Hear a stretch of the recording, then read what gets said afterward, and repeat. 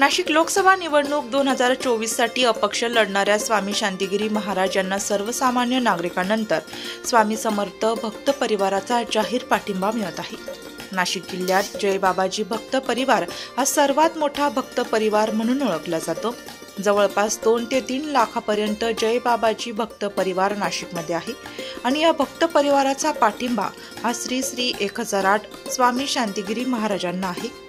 एवढ्या मोठ्या पाठिंब्यानंतर आता स्वामी समर्थ भक्त परिवाराने ही शांतिगिरी महाराज यांना नाशिक लोकसभा निवडणुकीसाठी शुभेच्छा देत त्यांना आम्ही आपल्या कायम पाठीशी आहोत याची जाणीव करून दिली।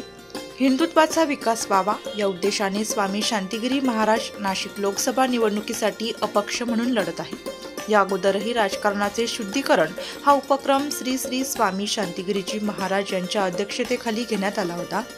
राजकारणात चांगल्या व्यक्ती आल्यास आणि या चांगल्या व्यक्तींना लोकांचे नेतृत्व करण्याची संधी मिळाल्यास नक्कीच समाजाचा विकास होईल अशी चर्चा नेहमीच सुरू असते। स्वामी शांतिगिरी महाराजांच्या रूपाने एक चांगलं नेतृत्व राजकारणात मिळणार असल्याची चर्चा आता नाशिककरांमध्ये सुरू आहे।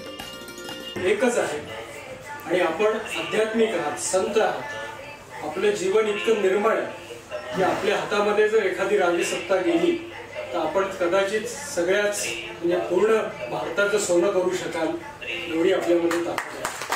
त्यामुळे हा एक योग नाही तर हे परमेश्वर शक्तीनेच काहीतरी घडवून आणलेलं आहे असं आम्ही समजतो आणि या दृष्टीने स्वामी समर्थ सेवा मार्ग असेल किंवा आपला बाबाजी सेवा परिवार असेल हे सगळे आध्यात्मिक बंधनात बांधलेले आहेत। त्यामुळे एक चांगला माणूस आणि जो आपलं नेतृत्व करणार या सगळ्या गोष्टी आनंददायी आहेत। त्यामुळे आम्ही पण आनंदी आहोत। आपल्याला म्हणजे आदरणीय जनार्दन महाराज असतील, स्वामी असतील, आमचे परमपूज्य मोरेदादा असतील, स्वामी महाराज आहेत, दत्तप्रभू आहेत, हे सगळे आपल्या पाठीशी आहेत। असं म्हणतात की एखादा संत जेव्हा एखादी गोष्ट करायला येतो तेव्हा त्याला जनता जनार्दन तर आशीर्वाद देतेच। आशीर्वाद हा शब्द याच्यासाठी की तो मायबाप असतो, प्रत्यक्ष परमेश्वर आपल्या पाठीमागे आहे एवढंच आम्ही सांगतो आणि आमच्या परिवाराकडून आपल्याला पूर्ण पाठिंबा आहे। पक्षात तिकीट घ्यायचं आणि नाही जरी पक्ष घेतला तरी आपण समर्थ आहात।